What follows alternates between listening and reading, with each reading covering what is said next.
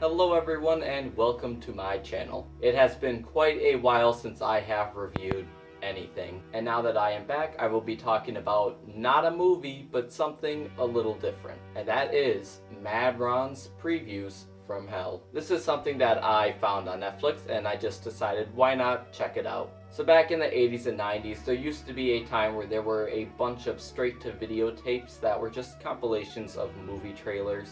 It was a time before the internet, so of course people did not have as much access as they do now to many different movies and movie trailers. And Mad Ron's Previews from Hell is one of those compilation tapes.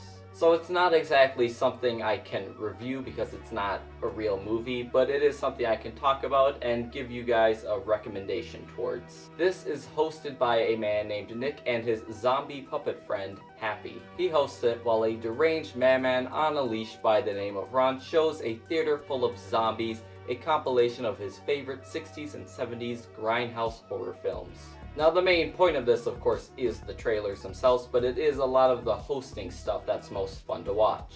For one, the makeup in this movie actually looks really great for how cheap the quality of this video is. The makeup for this video was done by Jordu Shell, who has done a ton of makeup and effects in all sorts of movies. If you want to see what he's done, just look at his IMDb, because there is a ton of stuff. I looked further into his work and discovered that he has made a ton of masks and sculptures that all look very realistic. This video does have an overall very cheap quality to it. It kind of proved that I'll enjoy anything horror related no matter how cheap it is. All of the host segments are comedic. They are mostly just like dick and tit jokes and stuff like that, but I don't know what else I would expect. The zombies in the theater are also very comedic. They have a lot of different gags, like them grabbing another's eyeball and eating it, or squeezing blood onto their popcorn. I think the real charm of the host segments, though, is just the overall cheapness of it and the great makeup. Now I've talked enough about everything with the host, so what about the trailers themselves? I've told my friends before in the past that I am the type of person who would pay to watch previews in a theater. And as a big fan of horror movies, and especially classic or forgotten horror movies, I got a lot of fun out of watching this. There was such a large variety of trailers. There was some stuff I've seen before, like Texas Chainsaw Massacre, Deep Red, and Black Christmas.